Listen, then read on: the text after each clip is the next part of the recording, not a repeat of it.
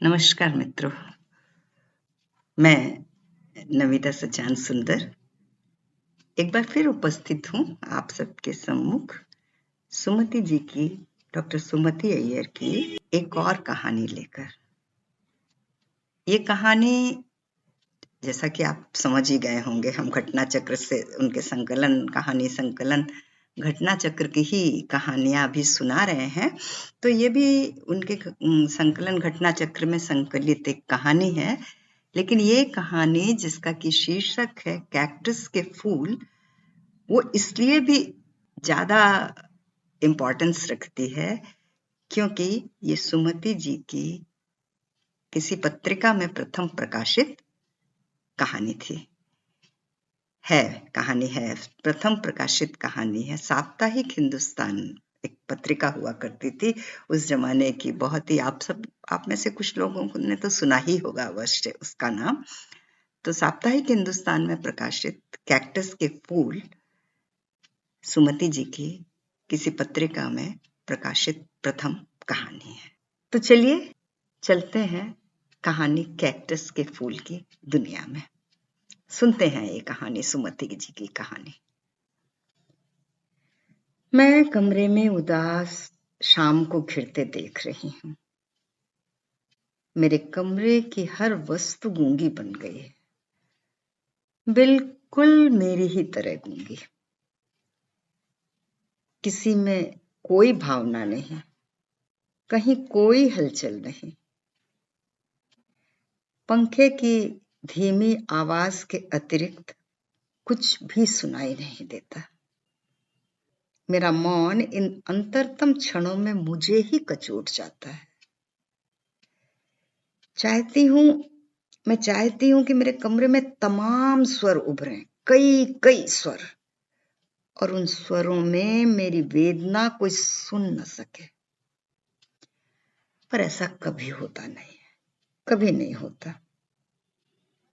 मैं चुपचाप रो लेती हूँ और कमरे की हर वस्तु मूक विद्रोह के साथ मुझे घूरती है और लगता है प्रत्येक वस्तु स्वयं में दैत्याकार बनती जा रही है। कमरे की प्रत्येक वस्तु जैसे कह रही है, नागफनी में फूल नहीं उगेंगे, नहीं उगेंगे नागफनी में फूल। सुना तुमने? इस बात को झुठलाने का प्रयास मत करो। मेरे चारों ओर उसकी प्रतिध्वनि गूंजती है तो मैं तिलमिला कर कान बंद कर देती हूँ और फिर जैसे चीख पड़ी हूँ। मम्मी बगल के कमरे से निकल कर आ जाती है। नीरू, क्या हुआ? नीरू, मैं कहती हूं ना इस तरह अकेले मत बैठा करो, यू विल गेट मैड। चलो चलो बाहर चलो। मैं एक विवश दृष्टि से मम्मी की ओर देखती हूँ। जानती हूं अब मेरा प्रतिवाद नहीं चलेगा, अतः चुपचाप स्लीपर पहनकर बाहर निकल आती हूँ। लॉन में मैं अकेली घूम रही हूँ। चलते चलते रुक गई हूँ और विजयदा की याद सारे अंतर में फैल गई है। विजयदा शायद ही आ पाए अब। कल ही तो विनिधि ने कहा उनकी पोस्टिंग साउथ में हो गई है और उन्हें कल ही ड्यूटी ज्वाइन करनी है। मुझे सहसा धक्का सा लगा था। मैंने उमड़ते हुए आंसुओं को रोककर पूछा था, क्या वे अब चले ही जाएंगे? इस पर बोलती बोलती रुक गई थी वो। मैं चुपचाप अपने हाथों में एस्ट्रे को लिए उससे खेलती रही थी। मैंने हर तरह से सहज बनने का प्रयास किया था कि कहीं कोई एहसास विनिधि को अटपटा न लगे। मैं अपने प्रयासों में सफल भी हो गई थी। विनिधि ने विषय को सहज ही छोड़ दिया था।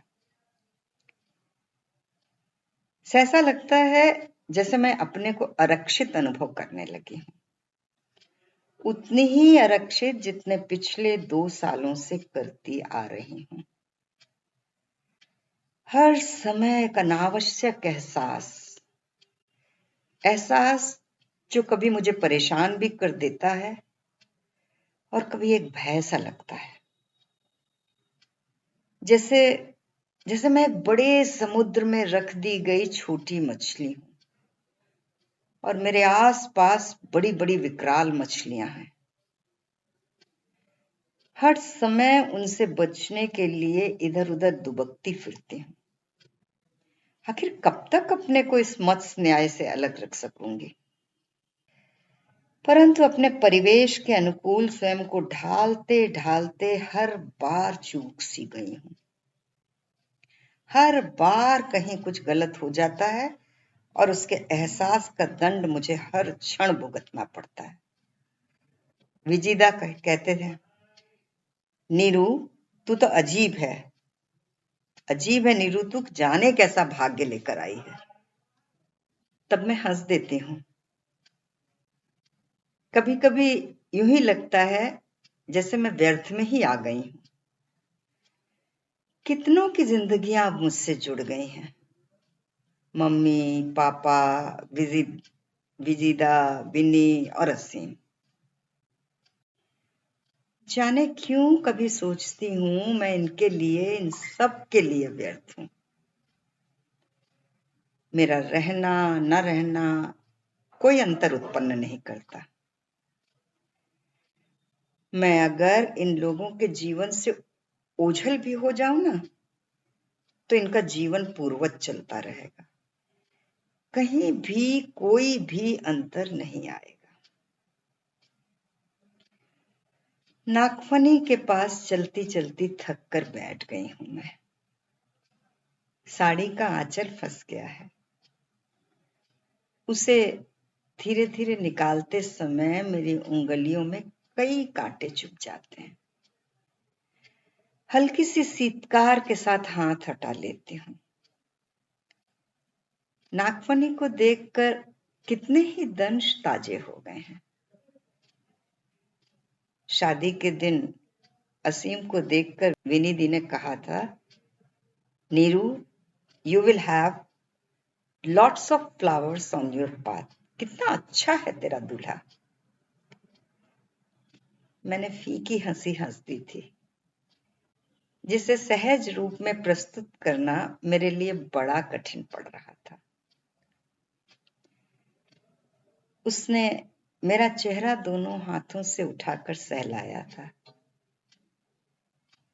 तब मुझे कतई नहीं लगा था कि विनिधि के द्वारा वर्णित फूलों में कहीं न कहीं कांटे भी छिपे हैं, जो धीरे धीरे नागफनी की तरह चुभने लगेंगे, जिनकी चुभन मेरे जीवन में हर क्षण फैलती चली जाएगी और मेरे लिए उसे सह पाना भीषण यंत्रणा से कम नहीं होगा। और मुझे इस सब का एहसास तब होगा जब मेरे पास मेरे लिए मेरे योग्य कोई अवशेष नहीं रह जाएगा।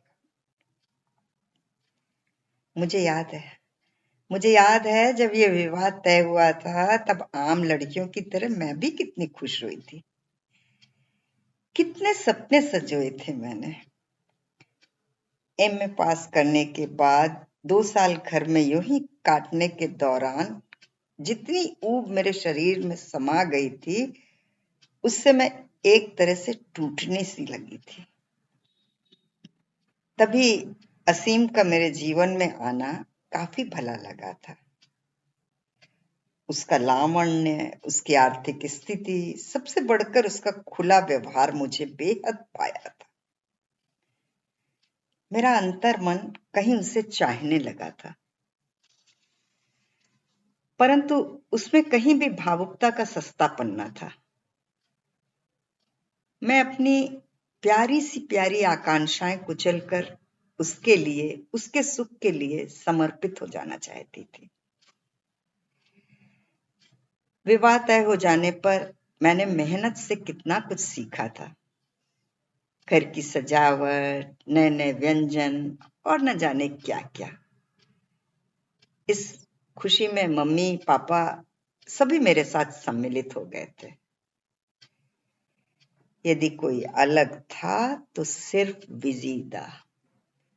उन्हें ये विवाह बड़ा बेमेल लगा था। वो उसका विरोध करते रहे थे।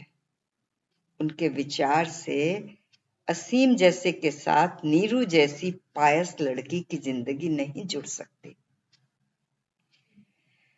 पर मेरा संस्कारी मन मुझे भ्रम में डालता रहा कि मेरी समर्पित निरीहता कभी न कभी असीम को बांध ही लेगी। विवाह हो गया। कितने सपनों को संजोकर मैं विदा हुई थी। स्टेशन तक छोड़ने आए पापा मम्मी सभी हल्के से विछोह दुख के अलावा प्रसन्न थे।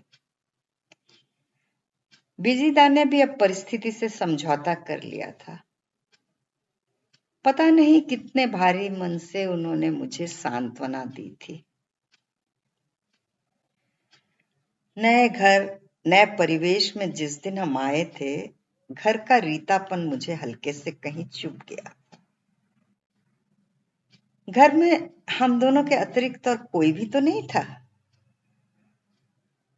मैं चुपचाप उस एकांत के एहसास को पी जाती, पर तभी असीम ने मुझे स्नेह से सहलाकर धीरे से मेरे कान में कहा था, नीरू, यहाँ बहू का स्वागत करने के लिए कोई भी तो नहीं है। चलो, वो काम भी मैं ही किए देता हूँ। मेरे मन में अजीब सा संकोच उभर आया था। मैं संकोच में डूबी जा रही थी कि उसने मुझे और कसकर बांध लिया था। उस क्षण मुझे लगा था बिजीदा के सारे भ्रम खोखले हैं। मेरे जीवन में कभी भी निराशा नहीं झलकेगी। सारा दिन घर की सफाई में व्यस्त रही थी। घर की हर वस्तु से मुझे मोह हो चला था, इस कल्पना से कि ये हमारा है, मेरा और असीम का। मुझे घर की दीवारों, कमरों और हर वस्तु से बेहद प्यार हो गया था। कितनी तन्मयता से घर को सजाकर मैंने संवारा था। शाम को स्वयं भी तैयार होकर खड़ी थी। असीम ने आते ही मुझे कसकर बांध लिया था और बोला था, नीरू, अब लगता है जैसे मेरा भी कोई है। मुझे प्यार करने के लिए कोई है इस घर में, वरना अकेलेपन के संतरास से मैं बेहद थक चला था।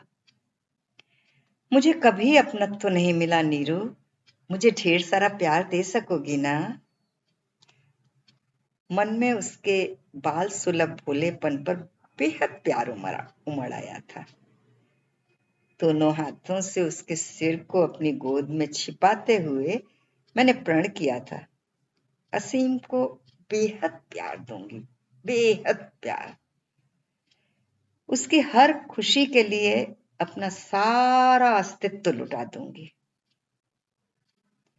और सचमुच लुटा भी तो दिया था मैंने।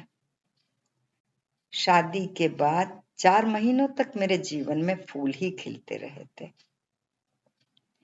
मैंने बिजीदा को अपने सुखमय जीवन के ढेर सारे संस्मरण लिख भेजे थे। बिजीदा प्रसन्न थे, मम्मी पापा भी प्रसन्न थे। विनी दी के पत्रों में वही पुरानी छेड़छाड़ रहती थी, जिसे पढ़कर मैं अकेले में मुस्कुरा पड़ती थी। पर सहसा सब कुछ बदल गया था, सब कुछ। मुझे अब भी याद है वो शाम जब अपने जीवन में पहली बार मुझे लगा जैसे मेरी अपनी भावनाओं पर मेरा अपना कोई हक नहीं। मैं अपनी हर इच्छा अनिच्छा के साथ समर्पित हूं। उस दिन सदा की तरह फ्रिज खोलकर बर्फ निकाल रही थी तो उसमें बियर की 2 बोतलें देखकर चौंक पड़ी थी। तेजी से मुड़कर मैंने असीम की ओर जलती निगाहों से देखा था, तुम पीते भी हो? मेरे होठों से यही शब्द फूटे थे।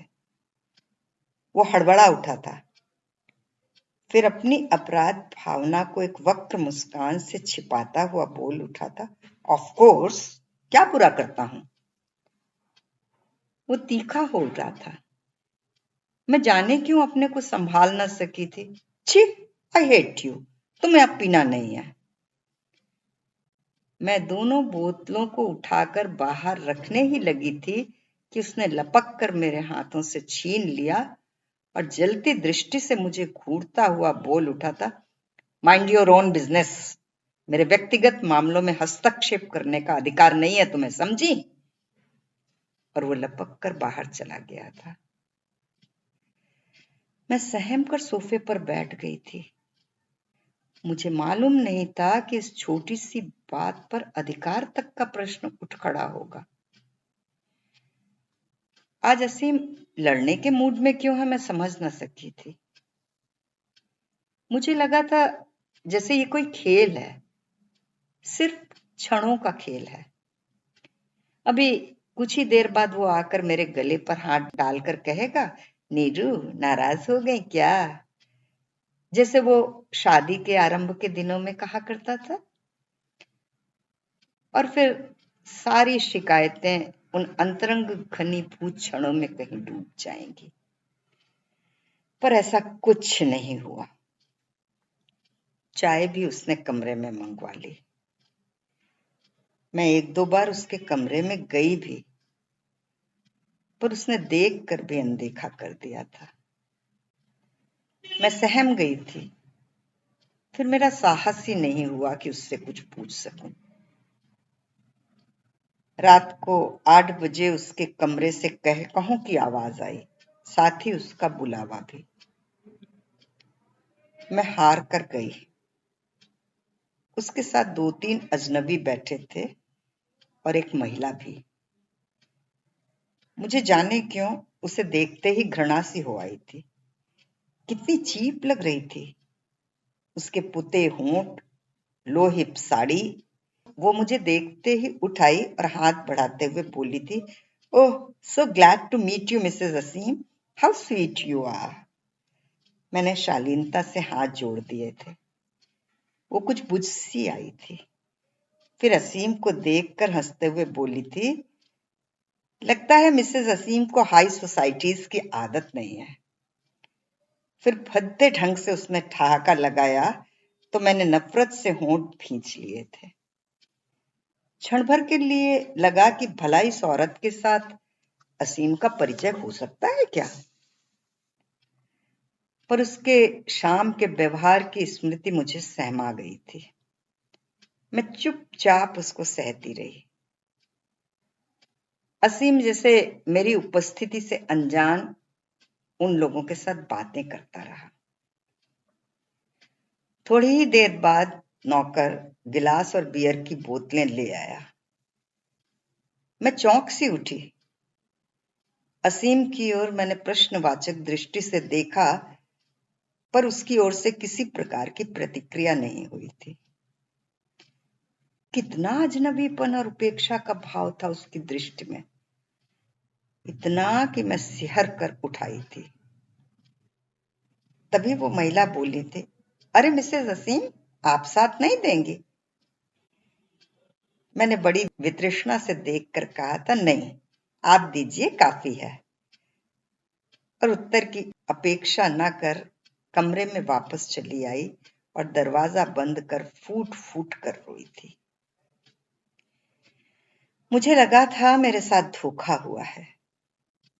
किसी ने मेरे महकते सपनों में जहर घोल दिया है। असीम के कमरे से आती कहूं की आवाजें मेरे कमरे में गूंज रही थीं और मैं रोती रही थी चुपचाप। रात को करीब 2 बजे असीम आया और पलंग के दूसरी ओर मुंह फेर कर सो गया था। फिर सहसा जीवन क्रम बदल गया था। असीम वक्त बेवक्त घर से निकलता और रात बीतते लौटता नशे में। अब वो घर पर भी अपने मित्रों के साथ पीने लगा था। रोज एक न एक लड़की उसके साथ रहती। उसके कमरे से आते कहे मेरे कानों में पिघला शीशा उड़ेल देते। मैं होंठ काट कर बाहर लॉन में निकल जाती। उन स्वरों से मैं दूर चली जाना चाहती थी, हमेशा हमेशा के लिए। एक अजीब सी दुविधा की स्थिति कुछ दिनों तक चलती रही। कभी मन होता कि यहां से चली जाऊं, पर फिर एक प्रश्न चिन्ह खड़ा हो जाता, क्या मुझसे जाया भी जाएगा? और मैं सहसा ठिठक पड़ती। तभी एक दिन असीम सारी सीमाएं लांघ गया था। नशे में चूर वो घर लौटा था। अपने बिस्तर की ओर मुझे खींचा तो मैं सिहर उठी थी। कितने ही दिनों बाद असीम के स्पर्श ने मेरे अंतर को सहला दिया था। मुझे जाने क्यों भ्रम हुआ कि शायद मैं अपना खोया अतीत फिर पालूंगी। उससे रोकर कह डालूंगी, असीम, ये भी कोई जीवन हुआ? विवाह के मंत्रों में जो भी शपथें तुमने ली थीं, काश उनमें से कुछ को ही निभाया होता। मैंने कितने सपने संजोकर इस घर में प्रवेश किया था। क्या केवल अनुभूतियों की कड़वाहट का संतरास भोगने के लिए? पर मुझे लगा जैसे ये सब मुझसे कहा ही नहीं जाएगा। सोचने में ही जब आंखें भर आईं तो फिर कहूंगी क्या? मैंने धीरे से उसे अलग करते हुए कहा, असीम, उन लड़कियों से जी भर गया या फिर पति का अधिकार मात्र जताने के दंभ के कारण ऐसा कर रहे हो? वो मेरे इस साहस पर कदाचित हतप्रभ हो उठा था।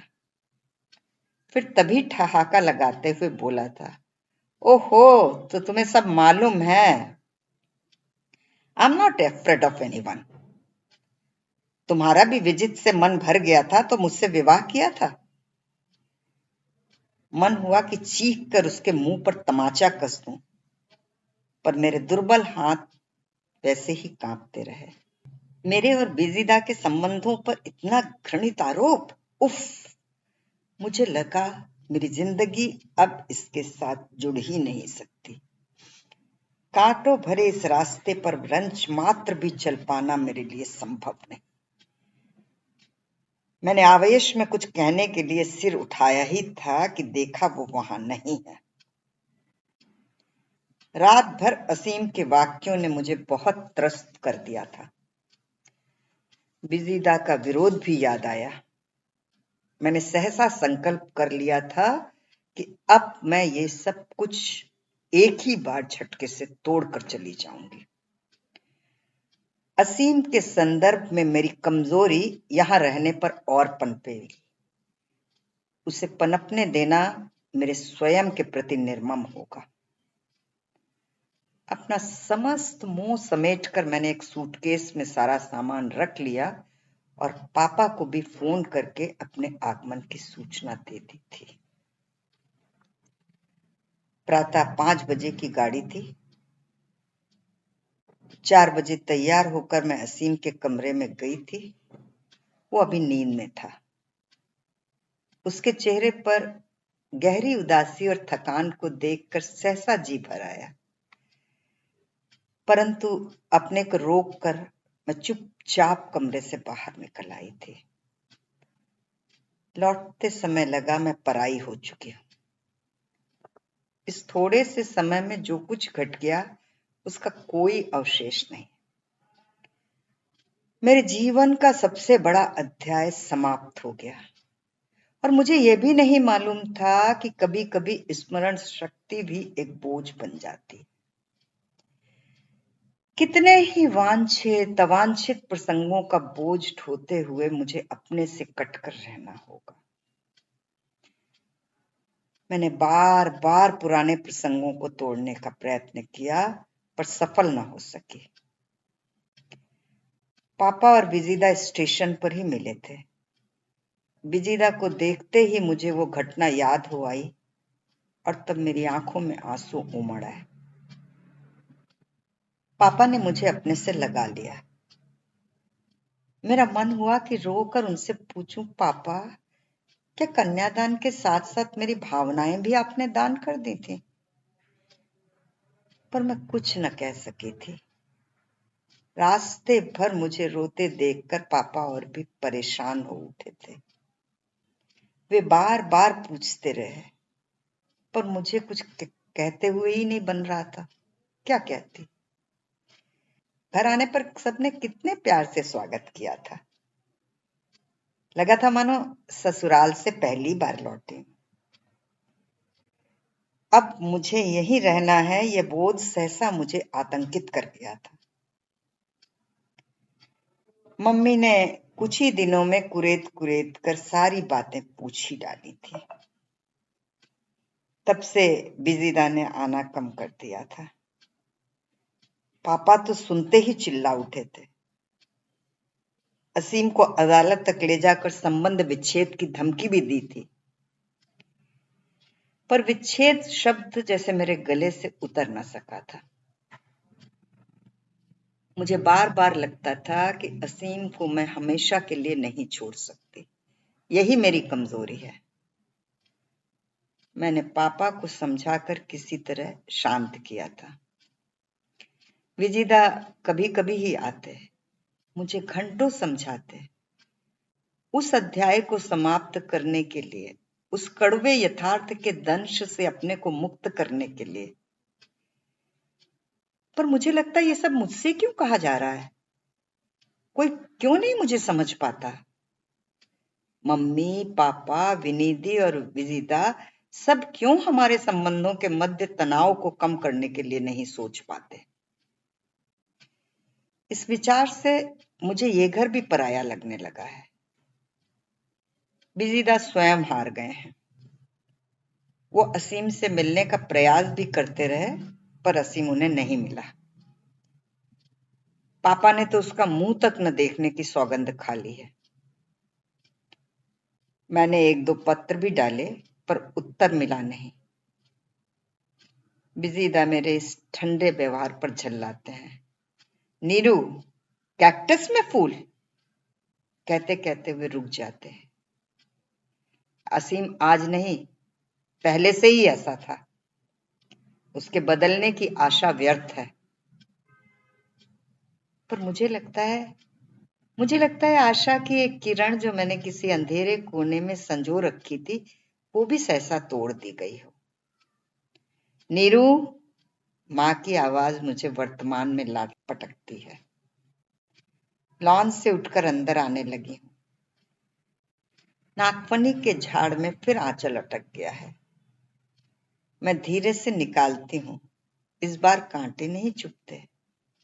मन ही मन बुदबुदा उठती हूँ, विजिदा, कैक्टस में फूल उगेंगे, कभी न कभी जरूर उगेंगे कैक्टस में फूल, मुझे पक्का विश्वास है। और मैं चल पड़ी। धन्यवाद।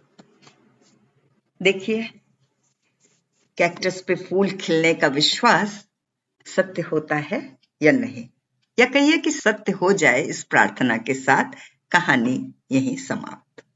धन्यवाद।